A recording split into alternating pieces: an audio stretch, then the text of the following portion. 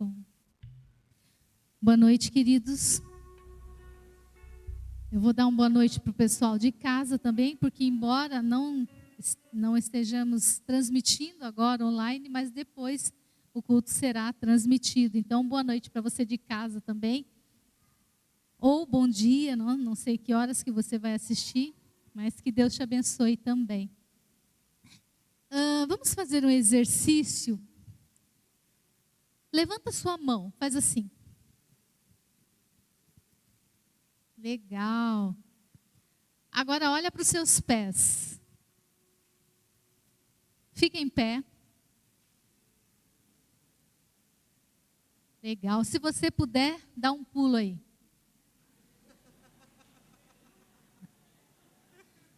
Joia. Se você conseguiu fazer pelo menos uma desses gestos que eu pedi para você fazer, você já tem o básico para servir a Jesus. Então não fuja da sua responsabilidade. Faça a sua parte no reino. Amém? Vamos cantar?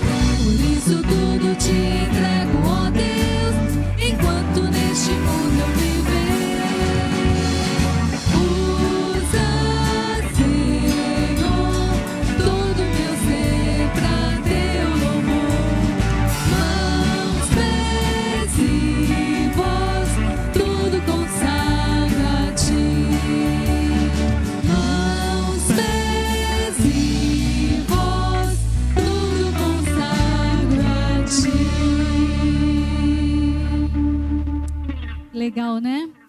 Agora vamos fazer outro exercício. Feche os seus olhos. Esqueça tudo ao seu redor.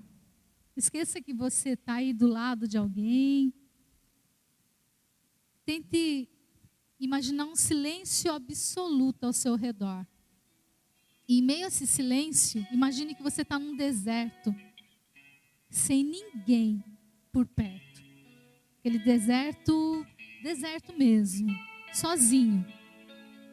A sua única companheira é a solidão.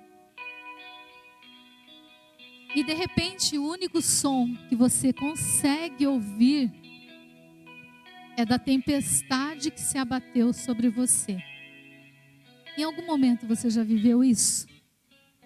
Em algum momento essa já foi sua realidade?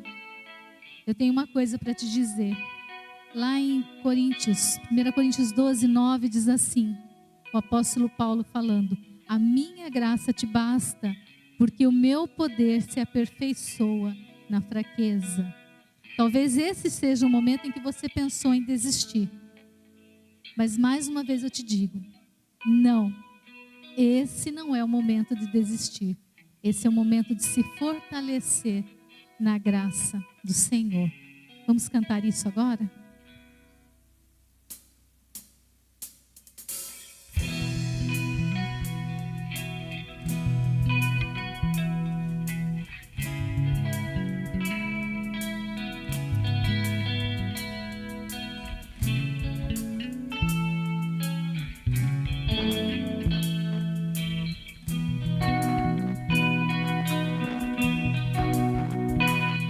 Nas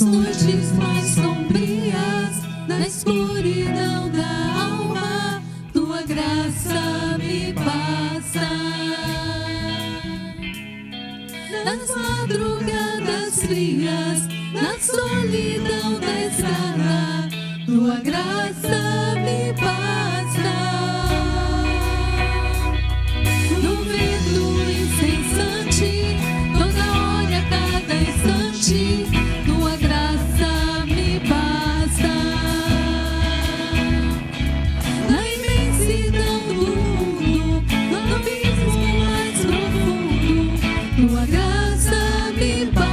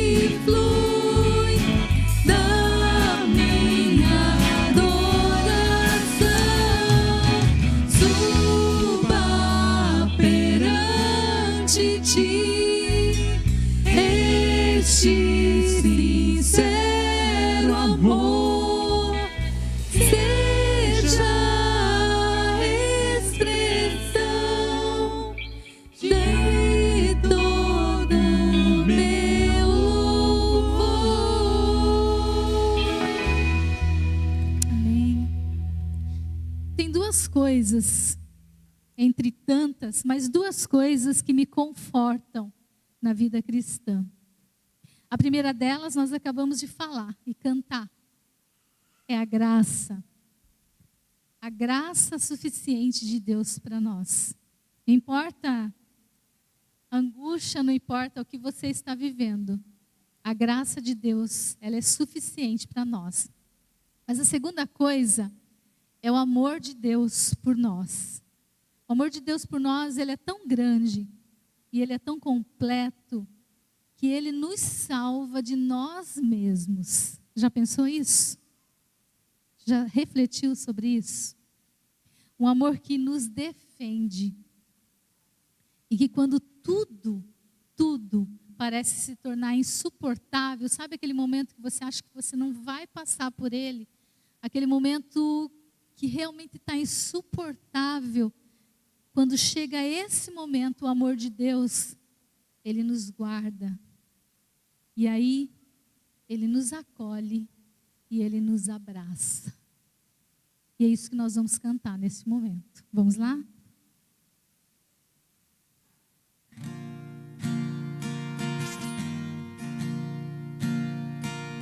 Venho a ti e confessar pra minha alma descansar. Sem tuas mãos perdido estou, e a mim por teu amor. Ó Senhor, de ti preciso, mais e mais preciso, meu defensor, justo e fiel, de ti eu preciso.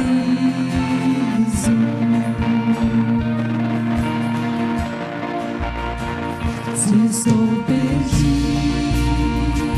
encontro a graça, e onde a graça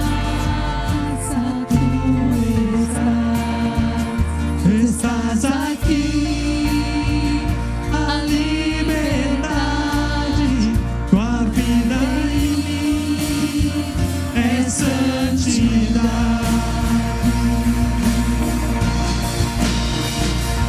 Ó Senhor, de ti preciso, mais e mais preciso, meu defensor, justo e fiel, de ti eu preciso. E quando a tentação surgir, que minha vida cante a ti. Se eu não conseguir mais suportar, teu amor me guardará.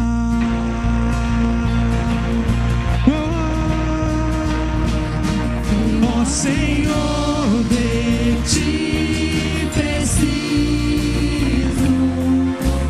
mais e mais preciso, meu defensor, justo e fiel, de ti eu preciso, meu defensor, justo e fiel, de ti eu preciso.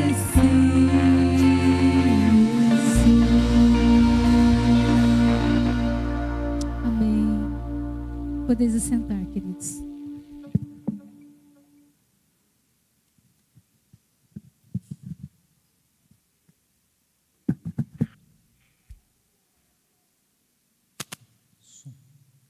Graças e paz, meus irmãos.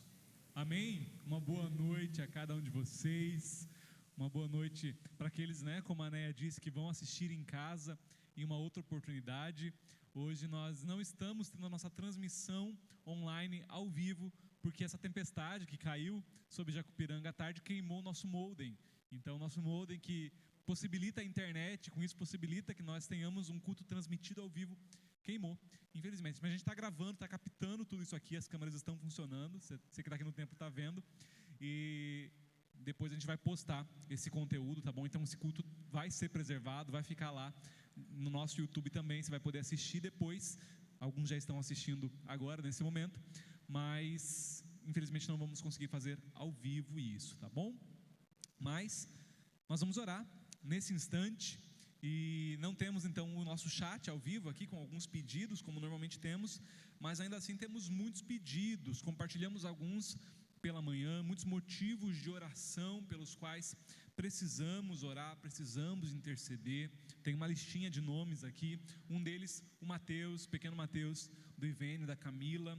O Mateus tem tido alguns picos de febre muito alta nesses últimos dias, na verdade, madrugadas difíceis e, enfim, febres que não baixam.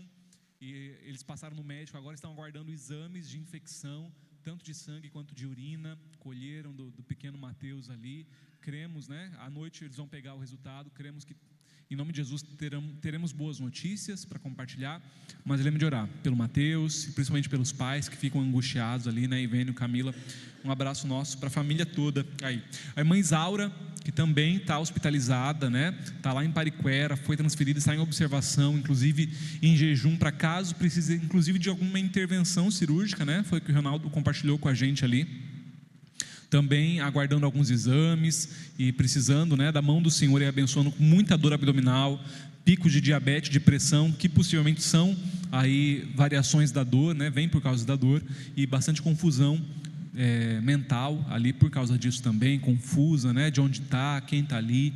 Então lembre de orar pela irmã Isaura, pela família, especialmente a Ju, nossa querida irmã, né? Que Deus abençoe a família ali, nossas irmãs, tá bom? A irmã Zilma, que também tem tido aí desde a semana passada, não tem conseguido estar com a gente, muita dor no corpo.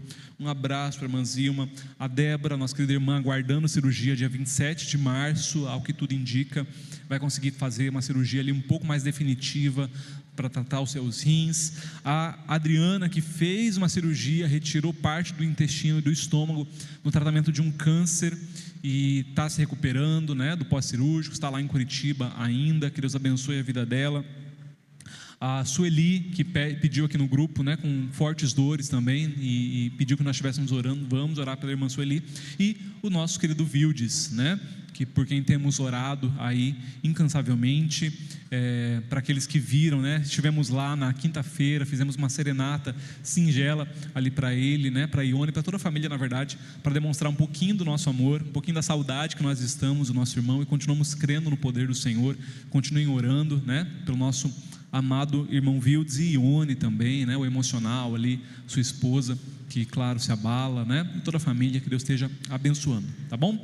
Esses são os pedidos que eu anotei aqui, né, por alto, e muitos mais seríamos se a gente conseguisse ficar aqui falando.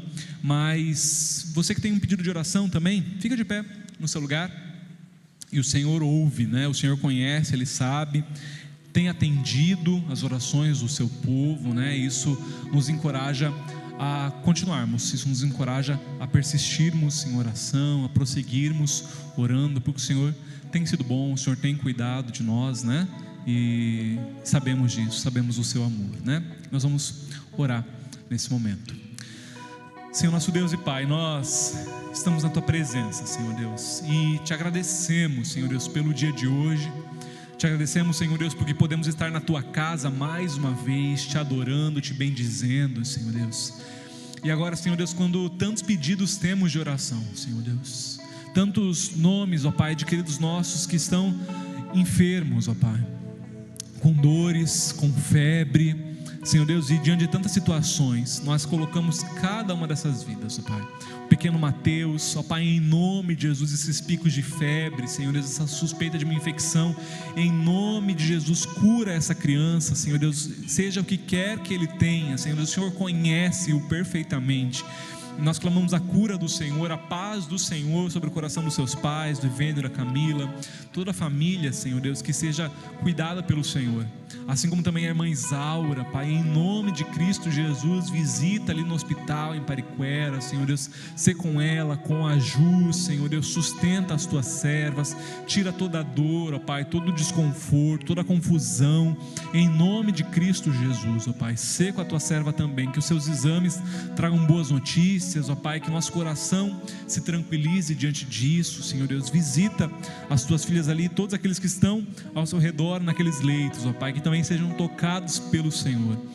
Nossa irmã Zilma, Senhor Deus, com as suas dores, a irmã Elza, Senhor Deus, também, Senhor Deus, a Sueli, nós clamamos, Senhor Deus, a Débora ali, Senhor Deus, esperando por essa cirurgia, a Adriana, Senhor Deus, que já fez a cirurgia, Senhor Deus, está agora se reestabelecendo. Pai, o Vildes, nosso amado irmão, Senhor Deus, ali no aguardo de exames, ó Pai, na espera de um milagre que vem do Senhor, e sabemos o Senhor tem todo o poder, ó Pai, e nós não duvidamos disso em nenhum momento, ainda que a doença, Senhor Deus, seja tão agressiva e assustadora, Pai, ela não é páreo para o Teu poder, ó Pai. O Senhor pode reverter todo o cenário, o Senhor pode mudar tudo, Senhor Deus. Então nós clamamos, muda, Senhor Deus, na vida do Teu Filho e na vida de quem mais precisa, Senhor Deus, que as circunstâncias sejam alteradas, que os exames, ó Pai, possam, Senhor Deus, revelar isso, ser uma prova do cuidado e da magnificência do Teu amor, ó Pai, sobre a vida dos Teus servos e de cada um que precisa, Senhor Deus. Cada filho do Senhor, ó Pai, que ora agora, Senhor Deus, por um pedido muito pessoal, seja por saúde, por dores suas, de queridos seus, irmãos que precisam de uma resposta do Senhor em tantas áreas e tantas frentes, ó Pai, nas suas famílias, no seu trabalho, Senhor Deus, uma resposta de uma causa na justiça, Senhor, em nome de Cristo Jesus, o Senhor é tudo o que precisamos, o Senhor é o médico dos médicos, o Senhor é aquele que concilia, o Senhor é o justo juiz, o Senhor é aquele que abre portas que ninguém pode fechar, Senhor Deus. Tu és o nosso Deus, Tu és o nosso Pai, se importa conosco, Pai, e por isso nós colocamos tudo isso em oração diante do Senhor. Seja conosco, receba este culto, tudo que aqui for dito, tudo que aqui for feito, tudo isso é Teu, é para a glória do Senhor, ó Pai. Nós Te entregamos, nós rendemos ao Senhor em oração e o fazemos em nome de Cristo Jesus, o nosso Senhor. Amém e amém. Você pode se assentar. As nossas crianças vão sair para o culto infantil agora, podem ir crianças até 9 anos, as professoras já estão ali atrás, posicionadas, tá bom? Estão aguardando vocês, muito bem, e nós temos agora nosso momento de missões, estamos em campanha de missões mundiais, e teremos agora nosso momento missionário aí, né? Mas antes de ouvirmos os nossos promotores, de relembrarmos nosso tema, nossa divisa, a gente vai ver um videozinho rapidinho que foi preparado pela nossa junta para falar um pouquinho sobre isso para nós. Muy buenas noches. Venimos a dar las gracias a las iglesias bautistas. Muito boa noite. Viemos até aqui para agradecer a todas as igrejas batistas por apoyar y enviar misioneros a Paraguay. por apoiar e enviar missionários ao Paraguai. Hace más de 30 años, los misioneros Carlos y Lidia Clava Há mais de 30 anos, os missionários Carlos e Lídia Clava fueron enviados por las iglesias bautistas a mi ciudad, foram enviados por igrejas batistas à minha cidade, donde yo conocí al Señor por medio de la hermana Lidia, aonde eu conhecia o Senhor por meio da irmã Lídia, por medio de club bíblico por meio de clubes bíblicos y mi familia también. e a minha família também.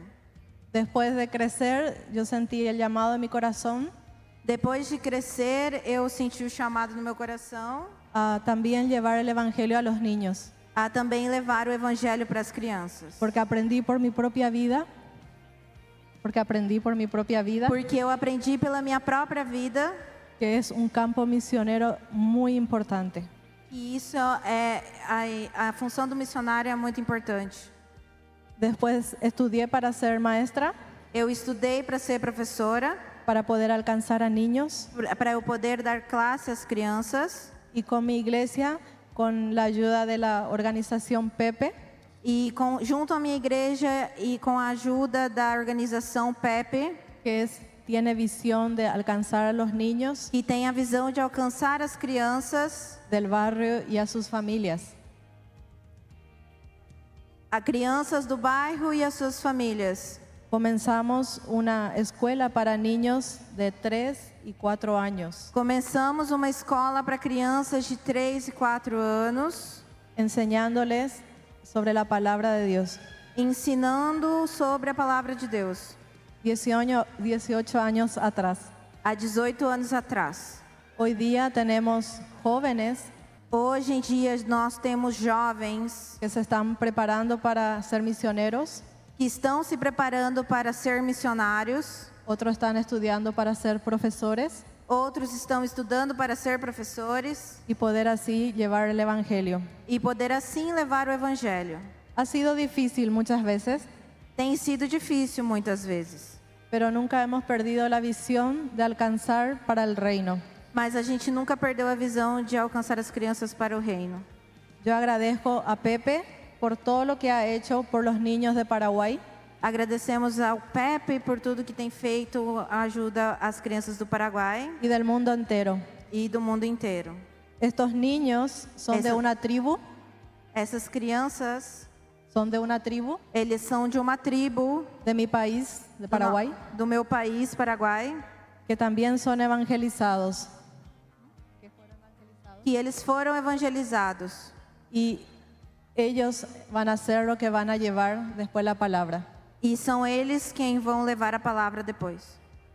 Yo doy gracias a Dios por cada uno de ustedes, Eu agradeço a Deus por cada um de vocês, por las iglesias bautistas, pelas igrejas batistas, por el apoyo, pelo apoio, y sabemos que todo esto es para el Señor, e sabemos que tudo isso é pela glória de Deus, para la gloria de Él. para a glória dele. Gracias. Muito obrigada, Deus abençoe vocês.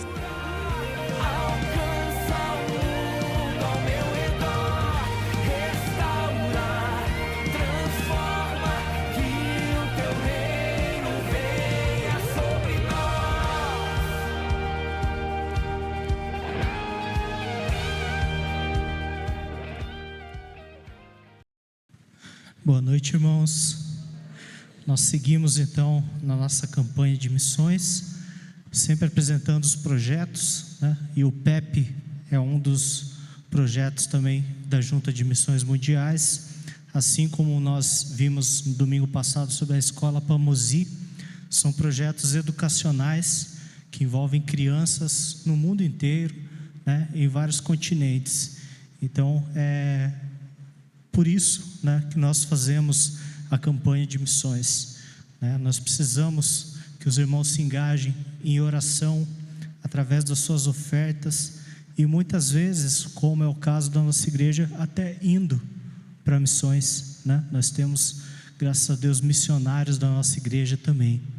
Então fica aí também para os irmãos o nosso banner aí sobre as nossas ofertas, como você pode ofertar. Nós temos os envelopes lá atrás e também temos aí a chave Pix da igreja, que você pode estar fazendo a sua oferta pelo Pix também e enviando o comprovante para esse número que está aí na tela.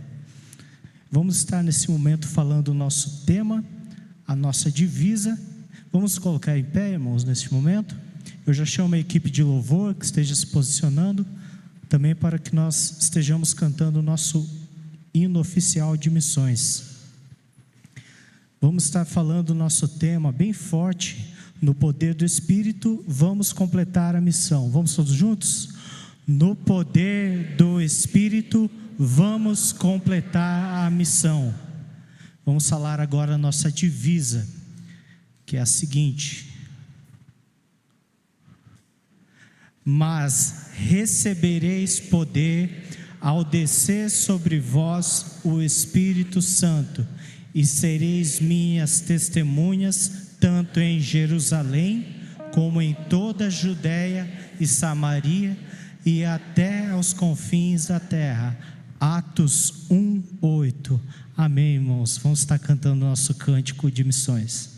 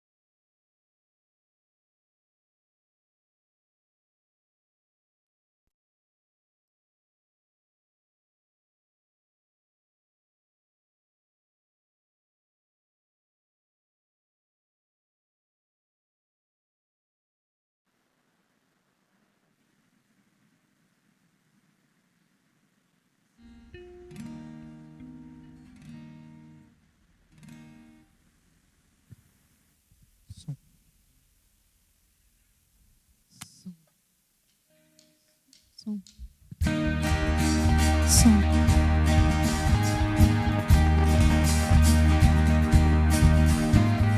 Vem, sopra sobre nós com o teu poder. Declaramos a uma voz, faz em nós o teu querer. Vem, sopra sobre nós, derrama o teu amor. A graça seja a esperança a todo pecador. Vem, Espírito de Deus, vem e usa-me, Senhor. Liberta, traz cura, alcança o mundo ao teu redor. Restaura, transforma, que o teu reino venha sobre nós.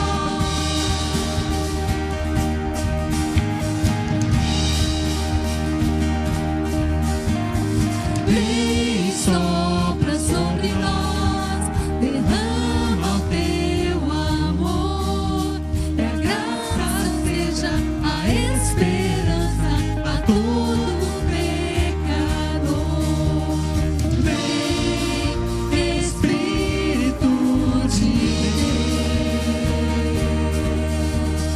vem e usa-me, Senhor. Liberta, traz cura, alcança o mundo ao meu redor. Restaura, transforma, que o teu reino venha sobre nós. Liberta, traz cura, alcança o mundo ao meu redor. Restaura, transforma, que o teu reino venha sobre nós.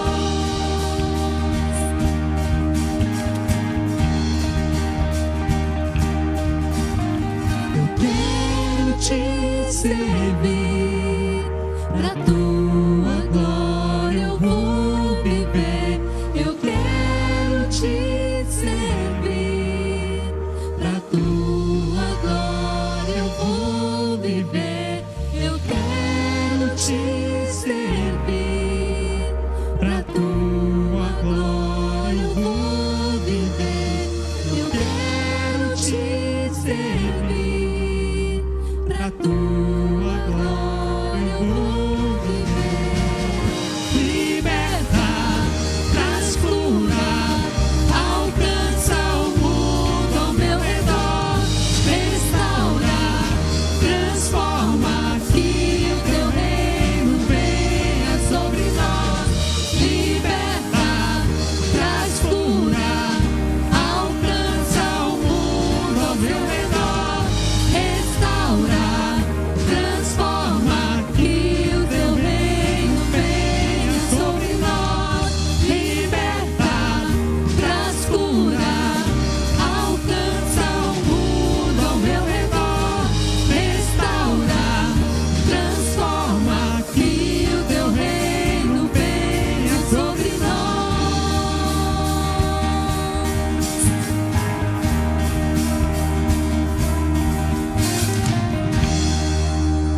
Amém. Podeis assentar, queridos.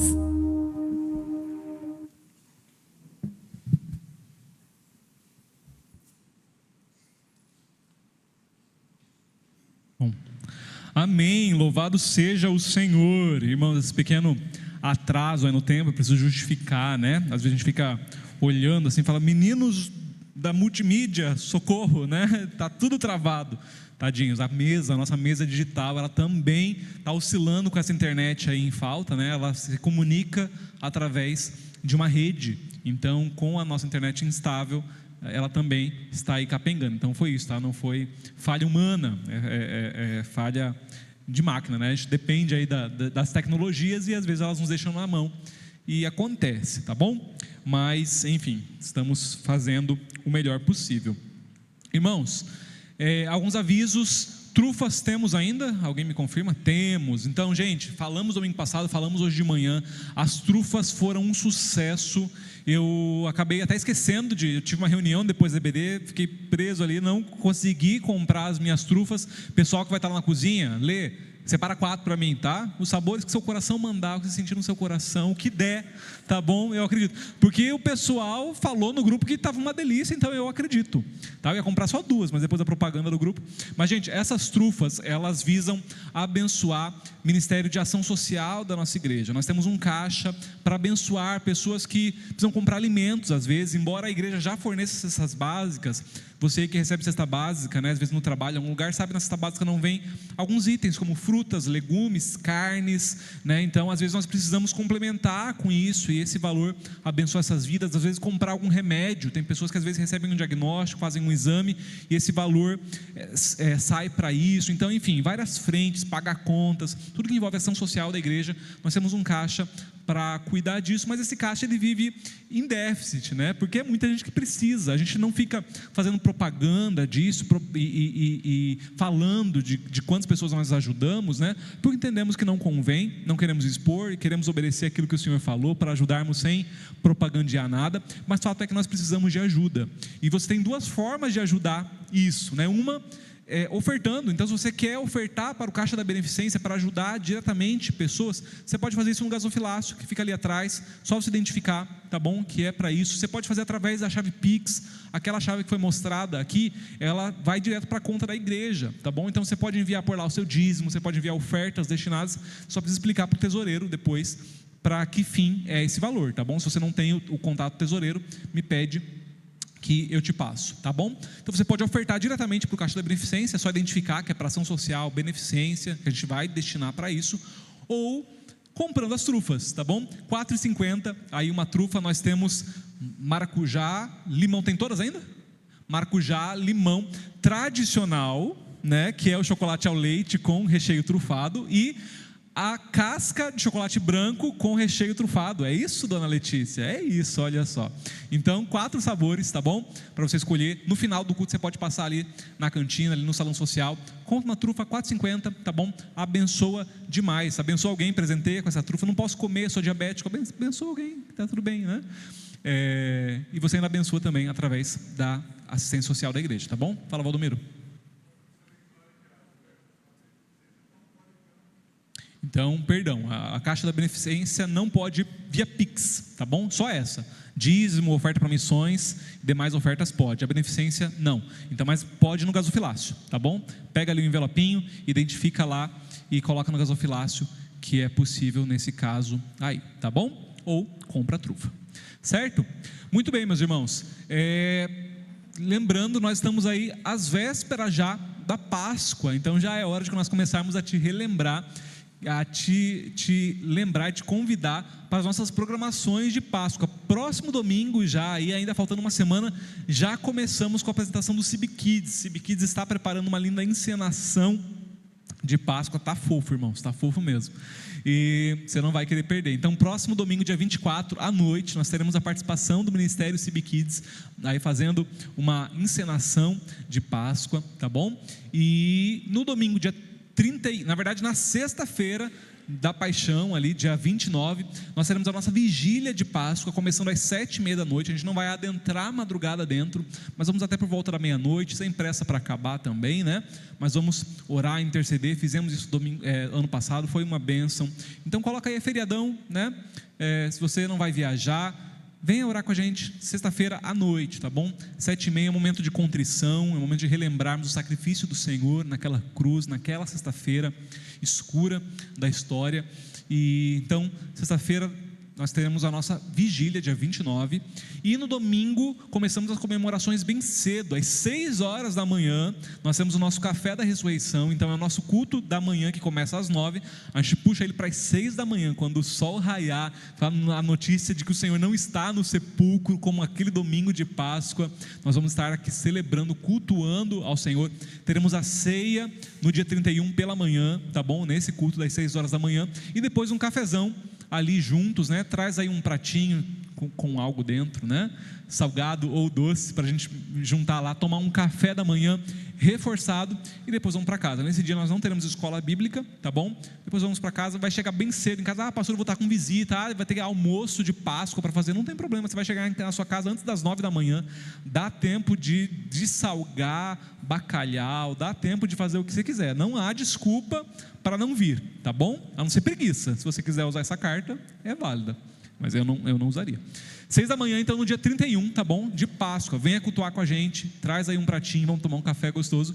E à noite, a nossa cantata de Páscoa. À noite teremos ainda batismo, olha só, batismos no dia 31 pela noite, cantata de Páscoa, enfim, um culto muito especial para celebrar o fato de que Jesus vive, de que Ele está vivo, e glórias ao Senhor por isso, tá bom? Então, enfim, temos aí um calendário recheado, e abril chegando aí com gincana da Escola Bíblica Dominical, né, com a dificuldade do nosso diretor Ivênio aí, em estar aqui. Hoje a gente não falou muito sobre isso, mas já estamos pensando, já estamos preparando algumas coisas aí. Ano passado foi um sucesso, esse ano vai ser melhor ainda, mais especial ainda, com menos reclamação, se Deus quiser, por parte das salas que perderam, tá bom? Mas vai ser bênção demais, gente. Então, já, domingo que vem a gente já traz aí algumas informações, qual livro vai ser estudado, quais serão os critérios de pontuação. Vamos fazer uma linda festa na Escola Bíblica durante o mês de abril todo, que é o mês da Escola Bíblica, e vamos ver quem vai levar a taça CIB EBD esse ano. Ano passado foi a classe Noemi, a classe das mulheres, e agora? Quem é que vai ter a sua plaquinha gravada lá na nossa taça, né? Vamos ver no final de abril, tá bom? Então, enfim, prepara o seu coração, hein? Tem muita coisa chegando, crie expectativas, pode criar, tá bom? Porque esses próximos dias aí vão ser muito especiais para a glória do Senhor. Mas muito bem, falando então de Páscoa e todo esse clima que envolve a chegada da Páscoa, né? Falamos já de chocolate, falamos de cantata, falamos de encenação infantil, e na mensagem de hoje também vamos passar um pouquinho por isso, um pouquinho pelos acontecimentos da Páscoa, mas mais do que isso, sobre alguns personagens que conviveram com o Senhor Jesus, alguns personagens que vivenciaram aquela Páscoa lá do ano 33, talvez, da nossa era, aquela Páscoa quando o Senhor Jesus morre e ressuscita, personagens que tiveram a oportunidade de vivenciar em primeira mão aquilo ali, mas que perderam a oportunidade de ter um encontro legítimo com Cristo.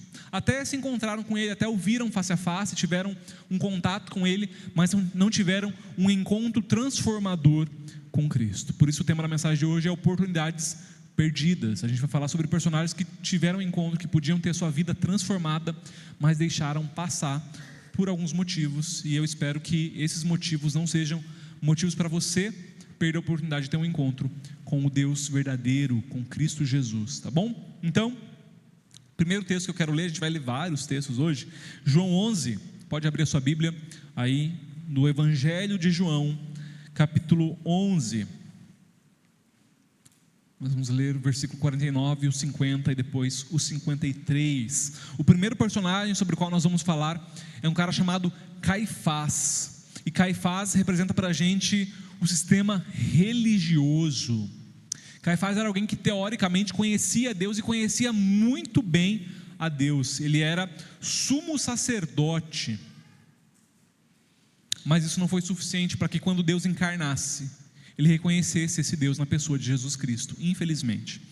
João 11:49 diz assim: então um deles, chamado Caifás, naquele ano era o sumo sacerdote, tomou a palavra e disse: nada sabeis, não percebeis que vos é melhor que morra um homem pelo povo e que não pereça toda a nação? 53. E daquele dia em diante resolveram tirar-lhe a vida. Aqui nós estamos, no momento onde o Sinédrio se reúne e está discutindo sobre Jesus. Jesus está criando proeminência, esse pretenso rabi, que vem lá da Galileia, um nazareno, que na verdade é belemita, mas de criação nazareno, que chega aqui como um rabi, como um mestre, e quem ele pensa que ele é? Não, ele não é ninguém para dizer o que nós devemos fazer, ele não é ninguém para ensinar o povo, ele está criando um levante, isso vai dar problema, é melhor que nós o matemos. Gente, é um homem religioso falando isso, é alguém que era a síntese do que era ser religioso. Ele não era apenas um sacerdote, ele não era só alguém que trabalhava no templo, ele era o sumo sacerdote, ele era o líder religioso. Só existia um sumo sacerdote por vez ali, né? Que era o principal, o manda-chuva, que era essa figura, né? Ainda mais num país onde religião e Estado se misturam, se mesclam. Ele fazia às vezes também de um líder político até. Então, esse cara, temente a Deus, teoricamente temente a Deus, está abertamente, descaradamente arquitetando um plano para matar um inocente, simplesmente porque ele é uma pedra no nosso sapato, simplesmente porque a gente não gosta dele, simplesmente porque ele cria um caos no nosso coração, e isso não é legal, a gente não está confortável com isso. Então, tudo bem nós o matarmos. De novo, isso vindo de um homem religioso, do sumo sacerdote. Gente, a função do sumo sacerdote era tão importante. Por exemplo, para você ter uma noção, no sistema religioso judeu, o sumo sacerdote era a única pessoa que podia, uma vez por ano, entrar no Santo dos Santos. Nós tínhamos ali no templo, né, no tabernáculo inicialmente, depois no templo nós tínhamos o pórtico, a entrada, nós tínhamos o lugar santo, que era o lugar de adoração onde o povo ficava, e lá dentro, numa salinha, nós tínhamos o Santo dos Santos, o lugar onde estava a arca, a lei, né, as pedras da lei, a vara de Arão, o maná, tudo contido ali, a presença de Deus estava lá, e uma vez por ano, uma pessoa apenas, um sacerdote, devia entrar lá naquele lugar, mas era tão perigoso entrar na presença desse Deus. Se essa pessoa entrasse na presença de Deus em pecado, ela morria, ela era fulminada instantaneamente. Então, quando chegava a hora dele entrar ali para aspergir sangue sobre aquele lugar, para purificar o Santo dos Santos, ele ia com uma roupa toda cheia de sininhos, de guizos, né? Porque ele entrava lá e o pessoal ficava do lado de fora ali do véu, né, que separava, escutando. Opa, tem guizo, tem barulhinho, ele está vivo, está se mexendo, né? Parou o barulhinho, cara, morreu. Daí você puxa, eles amarravam uma corda no meio da pessoa, porque se você entra lá, você morre também. Eles amarravam uma corda e parou o barulhinho, você puxa a corda e enterra. Fazer o quê? Né? Estava em pecado, entrou na presença de Deus, morreu. Perigosíssimo entrar na presença de Deus em pecado, né? E era esse cara, Caifás, nessa passagem aqui que nós lemos, ele já é sumo sacerdote há 15 anos. Quer dizer que ele já entrou na presença de Deus 14 vezes. Ele já esteve nesse lugar perigoso, ele já esteve diante da face do próprio Deus por 14 vezes, 14 anos ele ocupa essa função. Um sumo sacerdote deveria estudar a Torá, estudar a lei, 12 horas por dia, 6 dias por semana, incansavelmente. Era um doutorado em teologia, era esse cara. Mas, de novo, ele só é religioso, ele só sabe cumprir um sistema religioso. Ele não conhece Deus de fato, porque, de novo, quando Deus vem, quando Deus encarna, quando Deus nasce, vive e ensina, ele não reconhece Deus. Ele não consegue ver Deus no seu Filho encarnado, que é a exata expressão de Deus Pai. Jesus é a exata expressão, quem vê o Filho vê o Pai. Mas ele vê o Filho e não reconhece o Pai ali, por quê? Porque na verdade ele nunca conheceu Yahvé. Ele só conhecia realmente uma letra que mata. E aqui eu tenho um problema com esse argumento, né? Tem crente que fala, não, eu não leio a Bíblia porque a letra mata. Você cria vergonha na sua cara. Isso não é desculpa para você não ler a Bíblia. Inclusive isso está escrito na Bíblia, não faz o menor sentido, né? A Bíblia não iria mandar você não ler a Bíblia. A letra que mata é uma religiosidade vazia, de um conhecimento superficial. Por quê? Porque isso vai engessando o nosso coração. Nós vamos crendo que nós conhecemos, afinal de contas, um Deus, quando na verdade nós só conhecemos exteriormente. É uma verdade que não desce para o coração. Sim, você deve ler a Bíblia. Para de dar desculpa para a preguiça de ler a Bíblia. Leia a Bíblia, mas deixe ser lido por ela. Deixe ser lido pela palavra do Senhor também. Deixe que ela entre e mostre para você os cantinhos escuros da sua alma, os cantinhos sujos onde precisam ser limpos, e você sabe quais são eles. Deixe que ela te mostre, que ela te revele. Seja de verdade, não apenas exteriormente. não apenas um sepulcro caiado como esses homens aqui eram e como Caifás era, definitivamente o era, um sepulcro caiado, belo por fora, intocável, branquinho. Um sepulcro caiado é isso, é um sepulcro pintado de cal, por fora todo branquinho, impecável, mas por dentro é um cadáver morto que está lá. Continua sendo um cadáver, continua sendo podridão, continua sendo não vida. E essa religiosidade vazia desses homens aqui causava isso, belo por fora, mas por dentro podridão. Em Mateus 26, quando é narrado o julgamento, aquela farsa de julgamento que armam para Jesus pelo Sinédrio, que Caifás faz parte e é um dos líderes, inclusive o Sinédrio está reunido na casa de Caifás. Olha a importância desse homem. O Sinédrio era o júri ali, né? Era composto por homens da mais alta procedência, da mais elevada posição social e religiosa da época, e se esperava fossem homens justos. Mas eles armam essa farsa de julgamento na casa de Caifás e vão julgar a Cristo. Daí, enfim, Mateus 26 vai narrar o que acontece ali naquele episódio, quando eles se reúnem, e eles começam a redarguir Jesus, começam a pressionar Jesus, e aí, você é o Filho de Deus, você é o Filho de Deus, fala se você é o Filho de Deus, eu quero saber se você é. E Jesus vai dizer: tu dizes, você que está dizendo que eu sou Filho de Deus, mas você quer ver o Filho de Deus? Um dia você vai ver, um dia todo olho verá, vindo sobre as nuvens. E aí, quando Jesus fala isso, Caifás faz toda uma encenaçãozinha, todo um teatrinho, rasga as suas vestes, fala: blasfêmia, olha só, ele blasfemou, e ele merece a morte por causa disso. Eu estou escandalizado com isso. Como é que alguém, céus, como alguém ousa falar uma coisa dessas? E rasga as vestes, e faz uma cena ali. Mas engraçado, ele fica escandalizado porque alguém blasfemou, dizendo ser filho de Deus quando ele era filho de Deus, ou seja, não era blasfêmia coisa nenhuma. Mas ele não fica escandalizado, por exemplo, em comprar falsas testemunhas. Caifás vai fazer isso, vai pagar por falsas testemunhas que possam dizer que Jesus fez coisas que Jesus nunca fez. Como que pode isso? Se escandaliza com uma coisinha, mas por trás dos panos faz coisas terríveis, porque a religiosidade faz isso. Faz-nos coar um mosquito e engolir um camelo, como Jesus falou. Faz a gente ficar preocupado com minuciazinhas que nunca importaram, que nunca estiveram na Bíblia, mas deixa passar um monte de coisa quando convém. É isso que não pode. Lucas 11:38, numa passagem onde Jesus confronta alguns religiosos, diz assim: mas o fariseu, notando que Jesus não se lavava cerimonialmente antes da refeição, ficou surpreso. Então o Senhor lhe disse: vocês, fariseus, limpam o exterior do copo e do prato, mas interiormente estão cheios de ganância e de maldade. Vocês são ótimos para cumprir sistemas religiosos, vocês são ótimos para cumprir as minuciazinhas de tem que lavar assim, tem que fazer assado. E Jesus não está falando que isso é errado. Perceba, Jesus não está falando contra a religião, porque esses rituais foi o próprio Deus que tinha dado. A questão não era essa. Jesus cumpria rituais, Jesus era um homem religioso, Jesus era judeu, Jesus cumpriu a lei totalmente, nunca quebrou nenhum ponto da lei. O que Jesus não respeitava eram tradiçõezinhas que Deus nunca pediu, e algumas dessas tradições Deus nunca pediu. Mas Jesus não está falando contra a religião, Jesus está falando de uma religião falsa, e o problema é esse.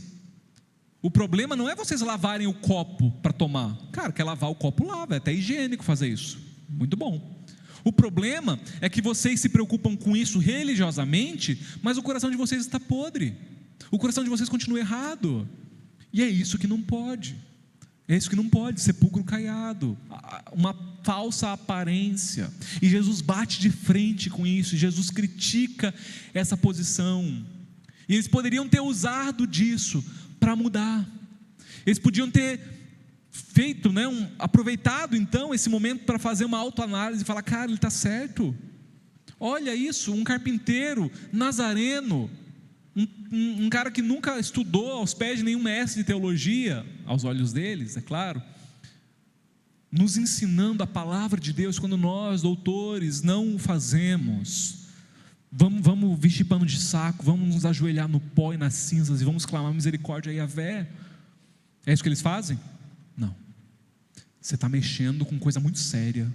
Você está mexendo com os nossos rituais, você está mexendo com os nossos costumes. Vamos matar. É mais fácil fazer isso, é mais fácil calar essa voz. Então, Jesus vai criticar várias posições, enfim, sobre esse tipo de situação, né? Por exemplo, Lucas 11:43, ai de vocês, fariseus, porque amam os lugares de honra nas sinagogas e as saudações em público.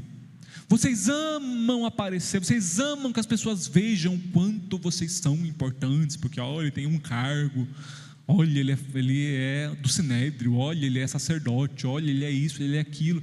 E Jesus fala, gente, isso não importa, isso não serve de nada. O mais importante é o que serve. Vem o Filho do Homem e tira a sua glória e pega uma bacia, uma toalha e vai lavar pé de pescador, de gente iletrada. É isso que importa. Não é aparecer, não é ser grande, não é glamour. O ministério que Jesus tem para cada um de nós, irmãos, não é glamuroso. Desconfie de qualquer religioso, de qualquer líder religioso que busque o glamour. De vez em quando o Senhor dá proeminência a algum, os holofotes vão acontecer de uma forma natural. Mas desconfia quem busca isso a todo custo. A vida que Deus tem para nós é de servo. Não existe um grande servo de Deus. O Jairo ontem falando no culto lá do pastor Edmilson, né? 30 anos de ministério do pastor Edmilson. O pastor Edmilson que é uma bênção nas nossas vidas. Ele citou isso. Não existe um grande servo de Deus, porque ou você é grande ou você é servo. Não existe um grande servo, né? Uma pessoa grande não cabe como servo. Nós somos chamados para ser pequenininhos, o menor no reino, comparado a criancinhas, que politicamente, socialmente não tem uma relevância. Nós somos esses, os fracos, os indefesos, os loucos. É isso que Deus escolhe, não é isso que a palavra nos diz? Que Deus escolhe as coisas fracas do mundo, as coisas que não são. O problema é que depois que Ele nos escolhe, a gente começa a achar que a gente faz parte dos que são fortes, dos que são isso e aquilo. Não somos, irmãos, nunca fomos. Nunca fomos. Não há glamour no ministério cristão. O ministério cristão é cansaço, é bacia e toalha, é fazer aquilo que ninguém vê, é fazer aquilo que ninguém quer fazer, aquilo que não aparece, aquilo que está por trás das cortinas, que não vai ser elogiado, que não vai ser lembrado no final do dia.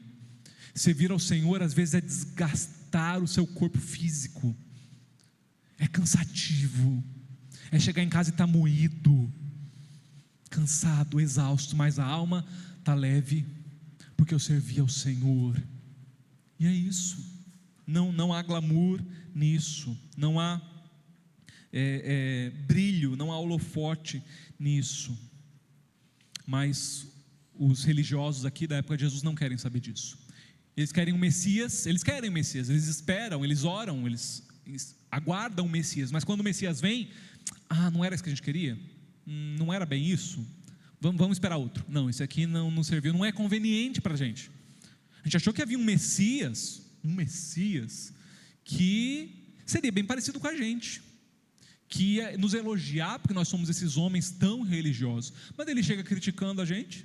Não, esse Messias não me é conveniente, esse Messias eu não quero.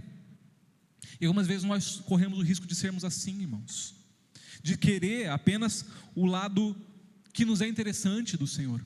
Nós até queremos Cristo, mas o lado da bênção, o lado do fato de que Ele me salvou, mas o Cristo que vai metendo o dedo na ferida e apontando os meus pecados, não, esse eu não quero, esse deixa de canto, esse não me convém.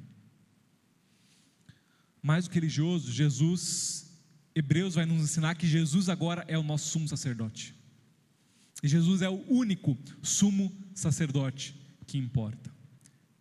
Jesus é aquele que entra agora no Santo dos Santos, não no terreno, no celestial, e esparge o seu próprio sangue. Nós não precisamos mais de um sumo sacerdote humano, nós já temos Cristo Jesus, nosso único sumo sacerdote, aquele que faz ligação entre nós e Deus, que intercede por nós diante de Deus. Caifás estava sendo rebaixado, com a vinda de Jesus, Caifás estava perdendo o posto dele. Você está disposto a perder o seu posto para Jesus? Caifás não estava. Caifás luta e ele se debate, e ele guincha, e ele grita, porque ele não quer perder o posto dele. Você por muito tempo carregou o posto de Senhor da sua vida. Você tomava as decisões. Eu sou dono do meu nariz, eu escolho, eu já sou maior de idade, eu tomo as decisões. Mas quando você se rende a Cristo, esse discurso cai por terra. Você não é mais dono do seu nariz, você não é dono da sua vida, porque você morreu para aquela vida. Você tem agora um Senhor. Outra pessoa ocupa o trono da sua vida, e não é mais você. Só que às vezes a gente dá uma de Caifás, a gente guincha, a gente esperneja, quer fazer a nossa vontade. Você está disposto a sair do pedestal de Senhor da sua vida, de Senhor sobre as suas decisões, e falar: Senhor Jesus, toma esse lugar aqui, esse lugar é seu, e faz o que o Senhor quiser, e eu me submeto. É difícil, irmãos, é muito difícil fazer isso. É bonito, mas é difícil. Segundo personagem, então, falamos de Caifás, essa visão religiosa, né? Essa religiosidade aqui. O outro personagem, Pilatos. Pilatos, ele é alguém que simpatiza com Jesus, mas é medroso demais para tomar uma posição. Ele simpatiza, ele gosta, ele acha bonito o que Jesus fala, mexe com ele. Conhece alguém assim? Ah, eu acho tão bonito esse negócio de crente. Nossa, vocês falam umas coisas tão bonitas, né? Eu leio uns devocional, eu ouço uns hinos, eu coloco numa rádio gospel aqui, eu acho tão bonito aqueles hinos, mas não toma uma posição, não se rende a Cristo Jesus. Isso é Pilatos. Pilatos é esse cara. Mateus 27, 13 diz assim: então Pilatos lhe perguntou para Jesus, né? Você não ouve a acusação que eles estão fazendo contra você? Mas Jesus não lhe respondeu nenhuma palavra, de modo que o governador ficou muito impressionado. Pilatos está interrogando Jesus, e Pilatos fala: olha, a multidão está te acusando, eles estão falando barbaridades contra você, e você não vai se defender? Você não vai falar nada? Você vai deixar? É isso mesmo? E Jesus continua na mesma. Pilatos se impressiona com isso, ele não está acostumado. Num tribunal, diante dele, a figura que poderia soltar, ou eles podiam dar uma de durão, e gritar, e xingar, e se debater, ou o que geralmente aconteceria, seria alguém que está prestes a ser condenado à morte, dar uma de bonzinho, de arrependido, pedir perdão, cair de joelhos e falar que não é bem assim, veja bem, você entendeu errado, não foi isso que eu quis dizer, eu vou mudar. Era isso que ele estava acostumado, e era isso que ele esperava. Alguém que se defendesse, alguém que tivesse algo a dizer, que tivesse uma versão diferente da história. Mas Jesus fica calado, como uma ovelha diante dos seus tosqueadores. Ele não abriu a sua boca. Isaías 53, muitos séculos antes, já tinha nos dito que seria assim. Ele não abre a sua boca. Isso impressiona.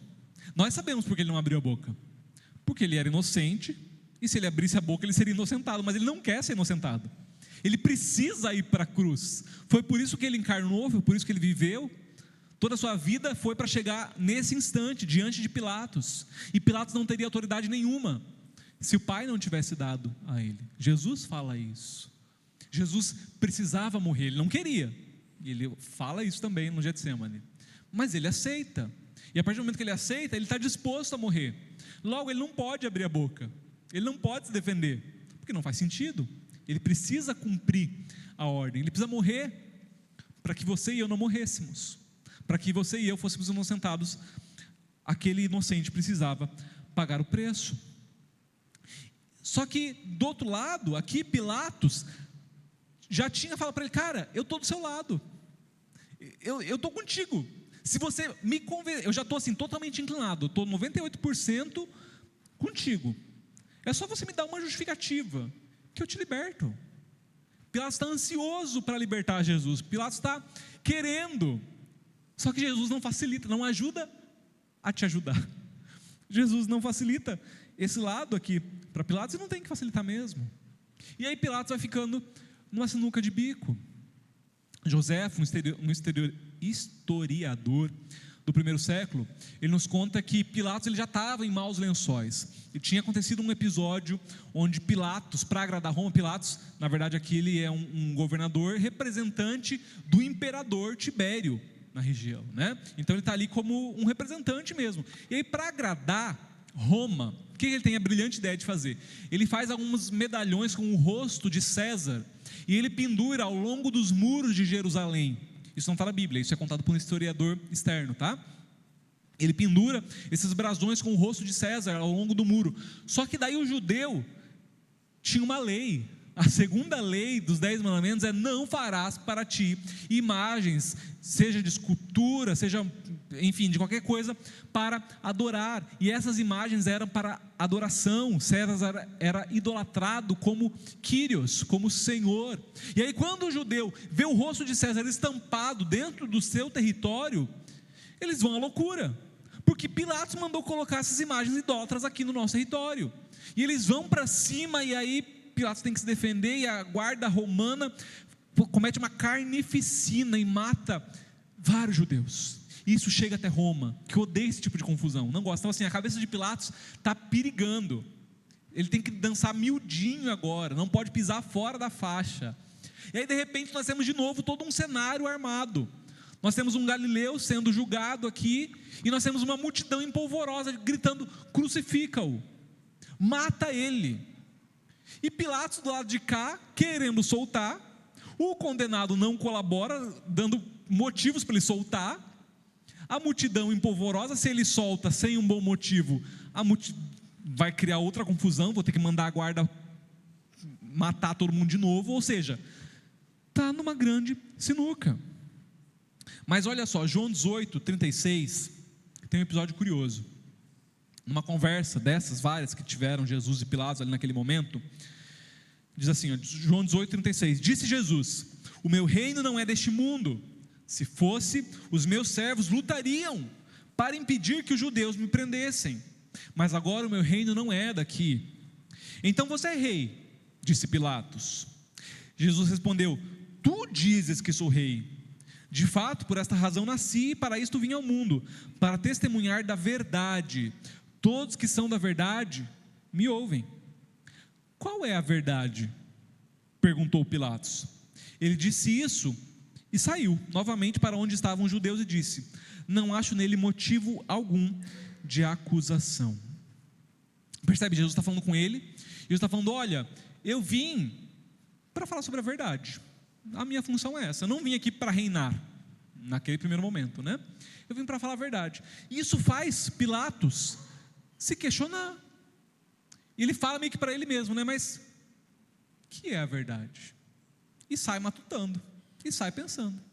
Ele chega diante de judeus e fala: olha, não achei nem motivo para prender esse cara aí não, hein? Por mim, ele é inocente. Jesus faz Pilatos rever os seus conceitos. Jesus faz Pilatos ter uma crise de consciência. Em outras passagens, ele vai dizer que a mulher de Pilatos mandou um recado para ele, falar: olha, não se envolve na condenação desse homem, porque ele é justo, eu sonhei com ele, eu sei do que eu estou falando, fica fora dessa, Pilatos, me ouve, homem, fica esperto. E aí tudo isso, imagina a luta no coração desse homem. Ele não pode reconhecer esse cara como rei, porque cara, nós somos um império, e eu represento o imperador. Como é que eu vou dizer que um outro aqui é rei? A minha cabeça está a perigo. Se eu solto esse homem, esses judeus aqui vão acabar com tudo. Eu não posso. Eu sei que ele está falando a verdade, eu estou diante da verdade, mas eu não tomo uma decisão por medo, porque eu fui criado em um outro preceito, porque eu venho de um outro contexto, porque aceitar que esse homem, que esse carpinteiro é quem ele diz que é, vai mexer com uma estrutura muito grande, e eu não sei se eu estou disposto a meter a mão nesse vespeiro agora. E de novo, tem muita gente assim, que tem a oportunidade, chega perto de Jesus da verdade, ouve o Evangelho, o coração é aquecido, o Espírito Santo sopra, e eles sabem que é verdade.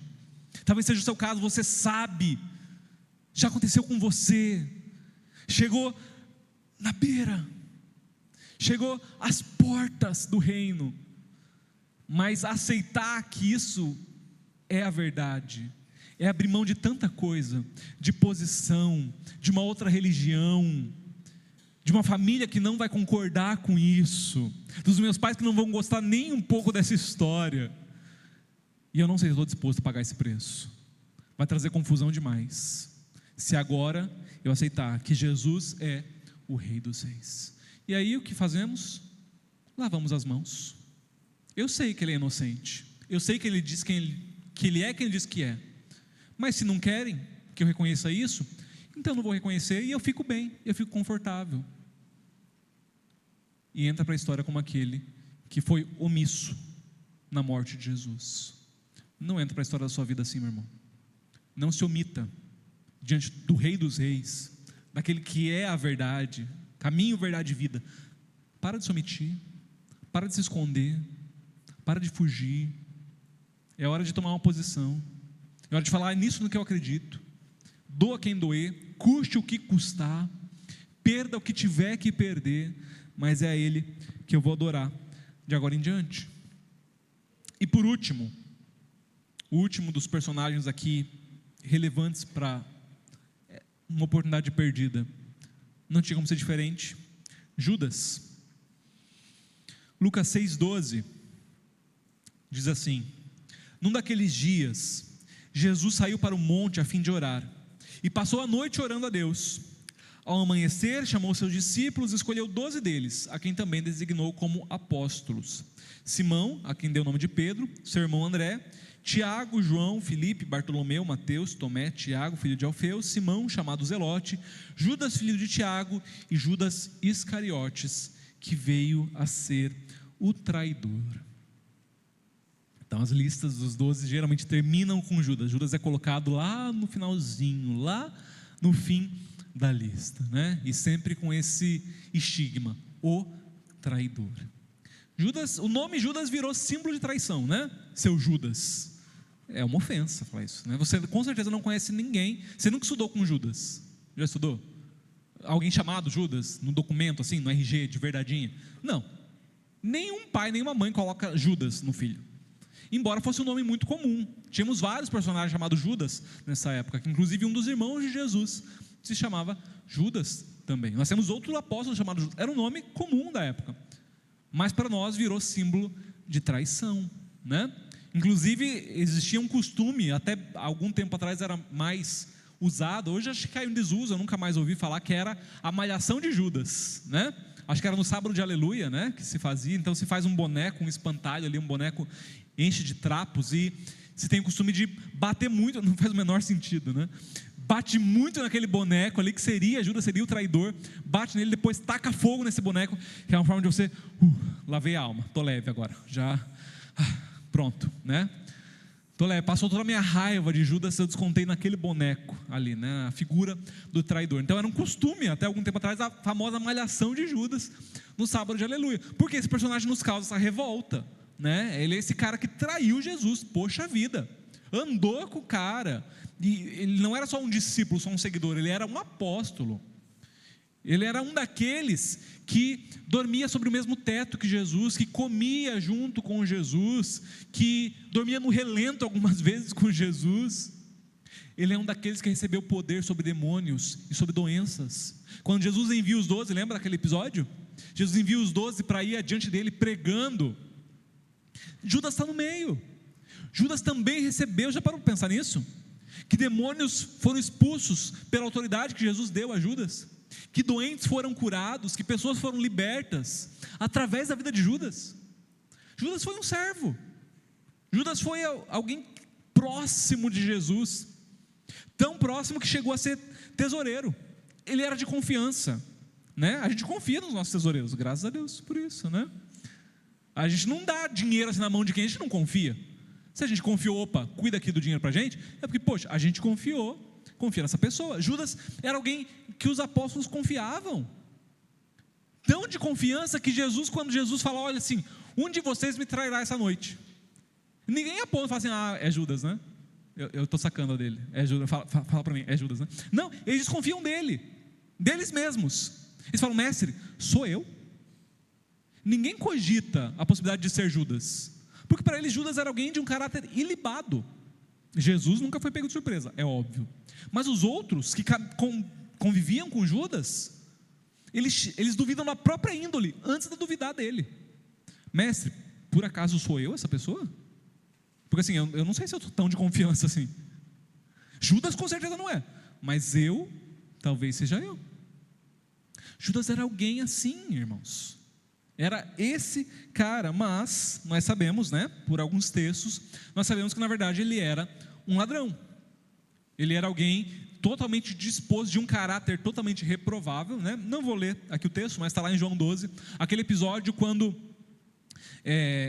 uma serva, né, uma personagem ali, Maria, ela quebra, né, ela derrama sobre Jesus um vidro de perfume muito caro, um vidro que vale 300 denários, ela derrama todo o frasco sobre Jesus, depois quebra o vidro ali, o vidro de alabastro que continha o nardo, né, e Judas fica revoltadíssimo, e fala: Senhor, o senhor vai deixar fazer um negócio desse, daí vale 300 denários, isso aí se a gente pega, dá para alimentar pobre a rodo, isso é muito dinheiro. Então só para você fazer um cálculo, um denário equivale a um dia de serviço braçal, de um trabalhador braçal, uma pessoa que trabalhou num serviço pesado, no campo, o dia inteiro, no final do dia ele recebe um denário. 300 denários é o equivalente a um ano de trabalho, um ano, descontando aí final de semana, feriados e tudo mais, né? 300 denários, um ano de trabalho. Se a gente transpõe isso para os nossos valores hoje, falando de real em salário mínimo, que é geralmente o salário de um trabalhador braçal, recebe um salário mínimo, o salário de um ano de um trabalhador braçal hoje no Brasil, num salário mínimo de R$ 1.412, dá mais de R$16 mil no ano. Então, fazendo o câmbio para hoje, esse vidro que ela quebra equivaleria nos nossos dias R$16 mil. É um perfume caro, não é? Não tem na Boticário, não tem no catálogo da Natura um perfume desses. Não tem Chanel número 5 que custe esse troço. Não tem Carolina Herrera, irmãs, que vale R$16 mil, pelo amor de Deus, né? É muito dinheiro para um perfume. Judas está coberto de razão em falar: gente, isso é muito caro. Eu também falaria: meu Deus do céu, mulher, isso é muito caro, né? A questão não é ele achar caro, a questão é que o texto vai dizer que ele fala isso, né? Fala: não, gente, vamos vender esse negócio aí, pinga umas gotinhas em Jesus, vai perfumar, porque um perfume desse, meu Deus, né, tem que exalar por meses depois. Pinga aí umas gotinhas, vamos vender o resto, vamos dar para o caixa da beneficência da igreja, esquece trufa, esquece, vamos vender perfume, que dá mais retorno. Só que a intenção dele era que esse dinheiro caísse na bolsa da tesouraria, para ele tirar um tantinho dali, né? E Jesus sabia disso, né? Tanto é que a resposta de Jesus vai ser, né? Percebendo isso, Mateus 26:10, percebendo isso, Jesus lhes disse: por que vocês estão perturbando essa mulher?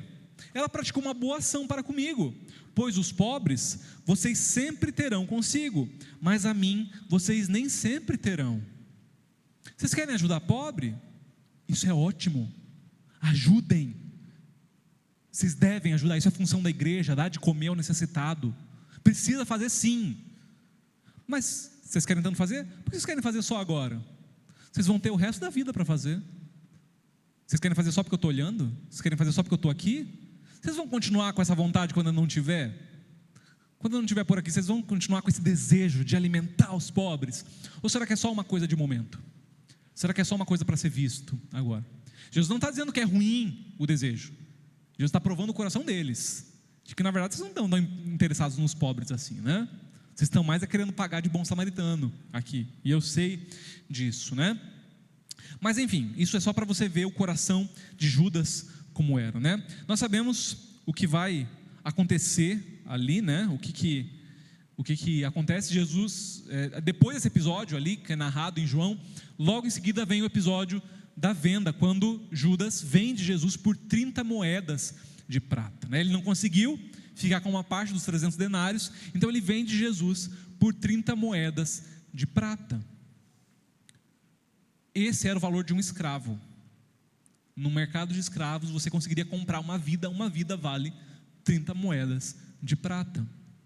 De uma forma subconsciente talvez, o que Judas está dizendo, e como Judas trata Jesus, é como um escravo. Jesus para mim nada mais é do que um servo, que perdeu a validade. Me foi útil, esse tempo que eu caminhei com Jesus foi bom, foi útil, mas agora ele não faz mais o que eu quero. Eu pedi para vender o perfume, ele não quis vender. Eu pedi uma coisa, ele me disse não é mais interessante, então eu descarto, como alguém que descarta um servo que não quer mais. Não me interessa mais esse servo. Que cruel, né? Mas tem muito crente que trata Jesus assim. Eu pedi, e enquanto eu pedi, ele me falava amém. É interessante esse Deus, é interessante servir a esse Jesus, mas a partir do momento que ele começa a dizer não para mim, não sei se eu quero tanto ele assim. Pode ficar para ele, não me interessa mais. Para mim, esse servo, Deus, perdeu a validade, perdeu o interesse. Tem muita gente que, claro, não diz isso, mas age igualzinho. Trata Deus como seu servo, trata Deus como alguém que tem a obrigação de fazer o que quer, e quando não faz mais, também não interessa mais. Totalmente disposto a vender esse Deus, e às vezes nem com as 30 moedas fica, só não quero mais saber mesmo, só estou disposto a deixar para lá. Judas faz isso. Judas vende Jesus por 30 moedas de prata, né, o preço de um escravo ali, e é curioso e estranha a passagem, né, ali, a narração de João sobre o episódio da ceia, da última ceia, já às vésperas da Páscoa, quinta-feira à noite, né, antes de começar toda a saga da crucificação da sexta-feira, eles estão partilhando da última ceia, então estão à mesa todos, inclusive Judas, e aí vai ter lá uns diálogos, né? Em João 13, 21, diz assim: depois de dizer isso, Jesus perturbou-se em espírito e declarou: digo-lhes que certamente um de vocês me trairá. 25, inclinando-se para Jesus, João perguntou-lhe: Senhor, quem é? Respondeu Jesus: aquele a quem eu der este pedaço de pão molhado no prato. Então, molhando o pedaço de pão, deu a Judas Iscariotes, filho de Simão. E daí, eu falei que é confuso, porque assim, para a gente, está tão óbvio, né? O que aconteceu aqui, está tão na clara, está tão na cara, tão às claras, que Jesus vai dizer, né? Olha, alguém vai me trair. E aí, nesse relato aqui, né? João vai perguntar: Senhor, mas quem? Conta para a gente quem. Jesus vai dizer: olha, é para quem eu der um pedaço de pão molhado aqui, no molho, né? E Jesus dá para Judas. E aí a cena se desenrola, e a galera da mesa não entende nada. Eles ficam: peraí, mas Judas se levantou por quê? Ele foi fazer algum preparativo da Páscoa? Ele foi trazer a sobremesa? O que aconteceu? Por que Judas saiu, gente? Como assim? Que povo lerdo. Como assim? Vocês não entenderam? Né? E os comentaristas, né, pesquisando um pouquinho sobre por que esse episódio, por que esse negócio do pão molhado, por que eles não entendem isso. Alguns vão dizer que esse costume do anfitrião, porque a ceia era de Jesus está promovendo a última ceia, então Jesus era o anfitrião ali, e o anfitrião dar para um convidado do seu prato, pegar do seu prato e dar para alguém um pão molhado no seu molho, né, do meu prato, era um símbolo de honra. Era como se fosse um aniversariante dando o primeiro pedaço de bolo para alguém. Era uma honra muito grande. Então, talvez na cabeça dos discípulos ficou uma dúvida, porque Jesus está falando de traição. De repente Jesus para aquele diálogo ali e presta uma honra para Judas e fala: você quer saber sobre o traidor? Espera aí, Judas, pega aqui. E aí ele sai e tal, e eles falam: tá, mas e o traidor? Tá, beleza, o senhor deu o primeiro pedaço do bolo ali para o menino, mas e o traidor? E aquele negócio do traidor? O senhor não deu continuidade. Eles não entendem nada, porque não é um sinal usual para você dar para um traidor um sinal de honra. Você não honra um traidor. Eu não honraria um traidor. Eu nem divido comida, né? Nem com a Aline, que está entrando ali, né? Quer um lanche? Pede o seu. Que é um pedaço do meu, que é isso, né? Você acha que eu vou dividir com um traidor? Do meu prato? Nada que eu vou, né? Jesus é tão melhor do que eu, que ele divide com Judas, e o honra publicamente. Só que enquanto ele dá o prato para Judas, ele vai dizer, cadê o texto? O que você pretende fazer, faça-o depressa. É o relato de João ainda, versículo 27. Ele entrega, ele olha no olho de Judas, ninguém entendendo nada, mas ele olha para o menino e fala: o que você vai fazer? Vai lá fazer. Ninguém entendeu, mas uma pessoa da mesa entendeu. Quem? Judas. As 30 moedas estavam no bolso. Ele já tinha vendido Jesus. Isso é importante porque Jesus não está honrando ele para mostrar ou para tentar dissuadir ele da sua traição. Jesus não está fazendo isso para dizer: por favor, não me trai. Jesus não está honrando ele para dizer: Judas, por favor, cara, vamos conversar. Pensa melhor sobre isso. Não é isso. Jesus entrega, Jesus o honra, mas Jesus fala: agora vai lá e faz o que você ia fazer, está tudo bem. É como se Jesus estivesse dizendo: eu te amo, apesar disso, apesar do que você vai fazer, eu te amo. Não há perdão para Judas, a gente sabe disso, porque o critério para o perdão é arrependimento, e Judas não se arrepende. O texto que fala sobre isso, Mateus 27, quando Judas, que o havia traído, viu que Jesus fora condenado, foi tomado de remorso, e devolveu aos chefes dos sacerdotes e aos líderes religiosos as 30 moedas de prata, e disse: pequei, pois traí sangue inocente. E eles retrucaram: que nos importa? Não é problema meu, a responsabilidade é sua. Então Judas jogou o dinheiro dentro do templo, saindo foi e enforcou-se. Ele é tomado de remorso quando ele vê Jesus sendo julgado, quando ele vê Jesus sendo açoitado. O seu coração se enche de remorso, e ele vai chorando, ele cai aos pés, talvez de Caifás, dos homens do Sinédrio, e fala: por favor, está aqui as moedas, eu não quero mais, vamos parar de brincar, só solta ele e fica tudo bem. Você fala: mas isso não estava no acordo. O problema é seu se você não quer mais o dinheiro. A nossa parte a gente fez, conviva com a sua consciência. E ele não consegue conviver com a consciência. Ele sai dali e tira a própria vida. Ele não está arrependido, ele está com remorso. E são coisas totalmente diferentes, irmãos. Arrependimento e remorso são diferentes. 2 Coríntios 7,9 diz assim: a tristeza segundo Deus produz um arrependimento que leva à salvação e não remorso, mas a tristeza segundo o mundo produz morte. O arrependimento, a tristeza, quando o Espírito Santo nos fala o coração e gera em nós uma tristeza de quem eu sou, olha o que eu fiz, olha do que eu sou capaz de fazer, e o Espírito Santo nos mostra isso, não nos acusa, porque isso é função do diabo, mas o Espírito Santo nos mostra os nossos erros, isso produz em nós uma tristeza. Mas a tristeza segundo Deus gera arrependimento. Senhor, eu não quero mais ser assim. Senhor, me muda, Senhor, me lava, Senhor, me transforma. Não remorso. Qual que é a diferença do arrependimento e do remorso? O remorso é só tristeza por tristeza. Poxa, eu não queria, eu não achei que ia dar em tudo isso, não era essa a minha intenção, não era esse o plano, e estou muito triste. O arrependimento gera tudo isso acompanhado de mudança de vida. Mudança de vida. Essa é a chave. Judas não mudou a vida.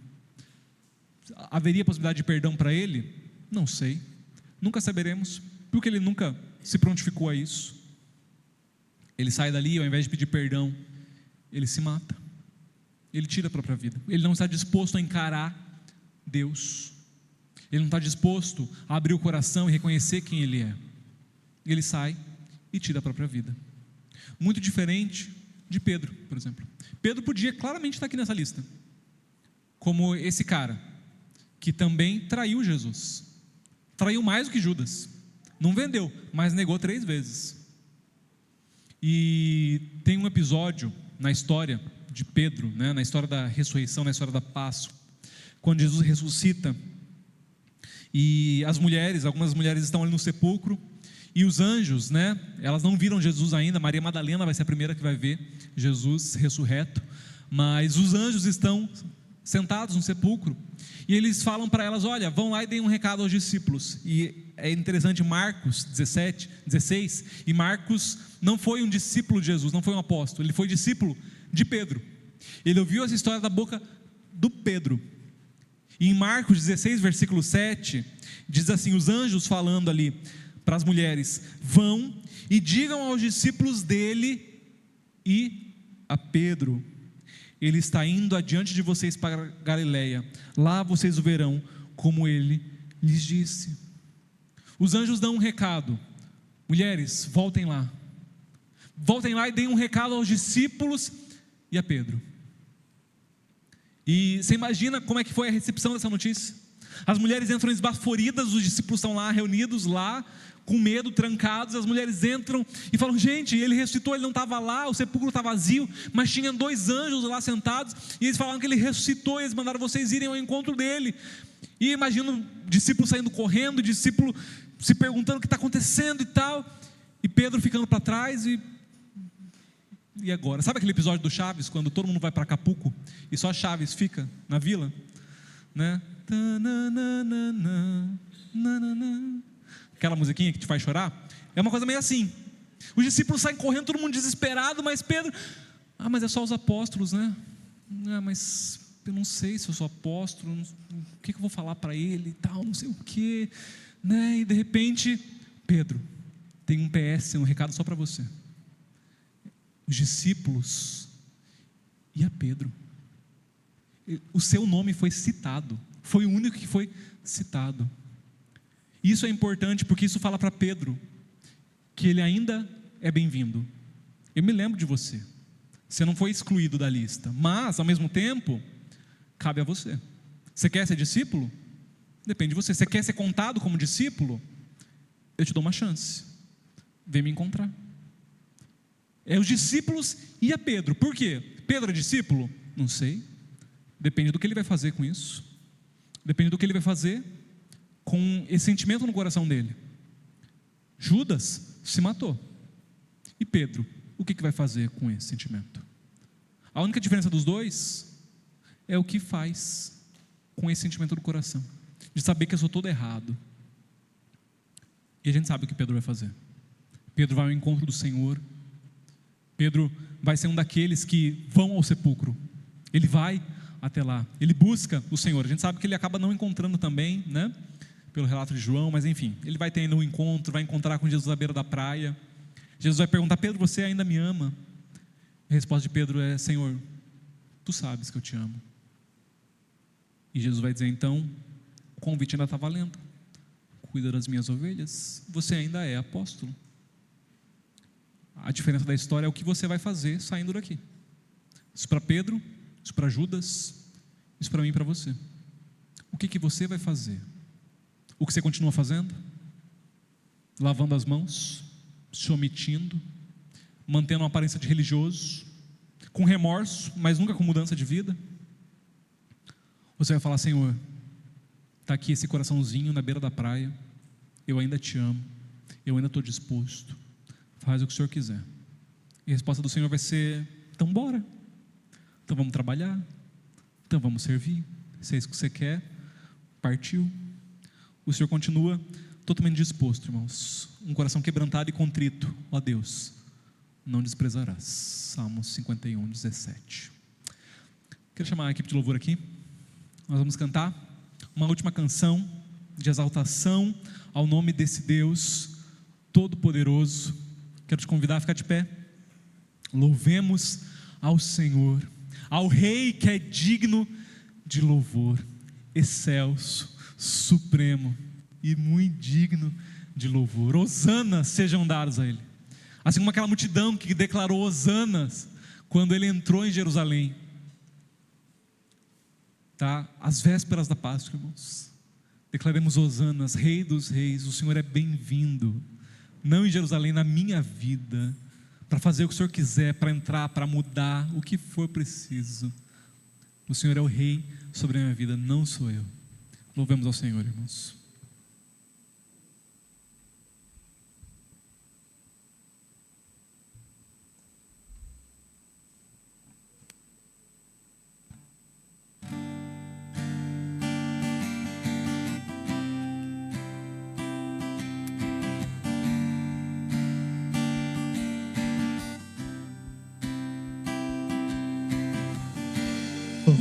Louvemos ao Senhor. Louvemos ao Senhor. Adoremos no seu santo monte, nosso amado Pai, teu nome é santo. Louvemos ao Senhor. Louvemos ao Senhor. Adoremos no seu santo monte, nosso amado Pai, teu nome é santo. Louvemos ao Senhor, pois teu nome é santo.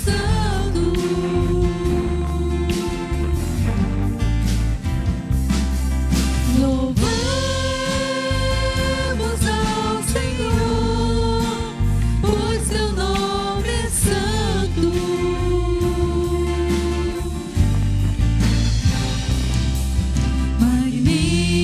Magnifiquemos ao Senhor, ao Rei que é digno de louvor. Excelso, supremo e muito digno de louvor.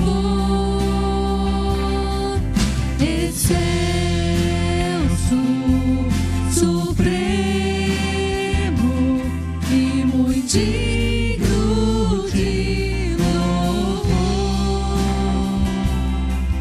Louvemos ao Senhor, pois teu nome é santo. Pois teu nome é santo. Louvemos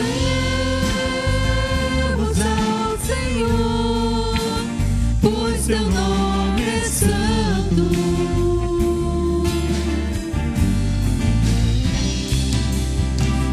Hosana, Hosana, Hosana ao nosso Rei. Hosana, Hosana, Hosana ao nosso Rei.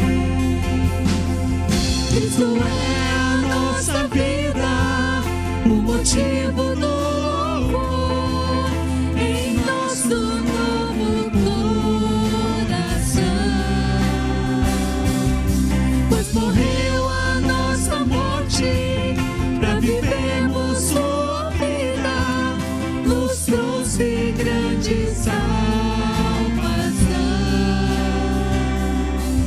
Cristo é a nossa vida, o motivo do louvor em nosso novo coração. Pois morreu a nossa morte para vivermos sua vida, nos trouxe grande salvação. Hosana, Hosana, Hosana ao nosso Rei. Hosana, Hosana, Hosana ao nosso Rei. Hosana, Hosana, Hosana ao nosso Rei.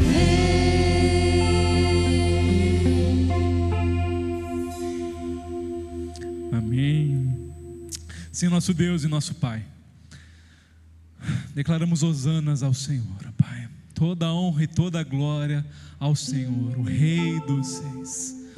Declaramos, ó Pai, que Cristo é a nossa vida. Esse que um dia morreu a nossa morte, Pai, que nos chamou para andarmos em novidade de vida. Senhor Deus, Cristo é a nossa vida. Perdão, Senhor Deus, se por vezes nós deixamos uma religiosidade vazia nos transformar, Pai. Nós vamos ficando engessados, Pai. Nós vamos ficando, Senhor Deus, com uma casca de bela aparência, Senhor Deus, mas às vezes o nosso coração está tão distante do Senhor. Perdão, Pai. Senhor, perdão se por vezes nós somos omissos para com aquilo que devemos fazer, aquilo que o Teu Espírito Santo já pediu para nós, para que nós abríssemos mão, para que nós mudássemos em nós, e nós temos vez após vez, Senhor Deus, deixado de fazer, por medo da mudança, por medo, Senhor Deus, do que vai acontecer. Senhor Deus, perdão, Senhor Deus, todas as vezes que nós o trocamos por tantas outras coisas, ó Pai.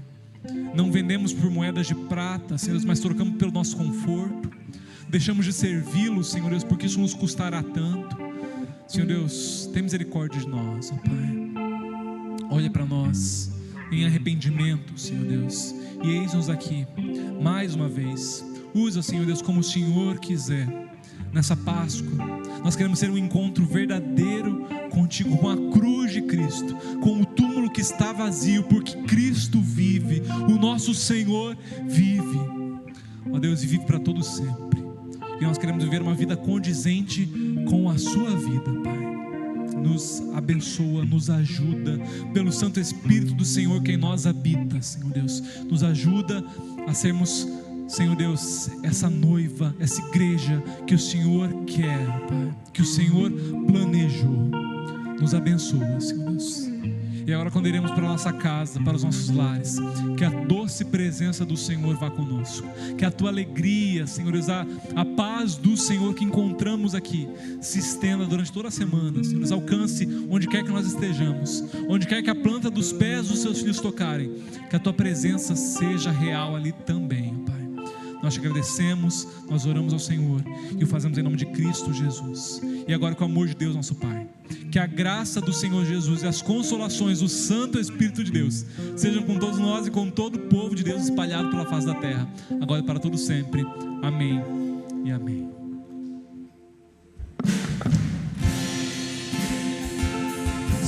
Ao Senhor, pois seu nome é santo.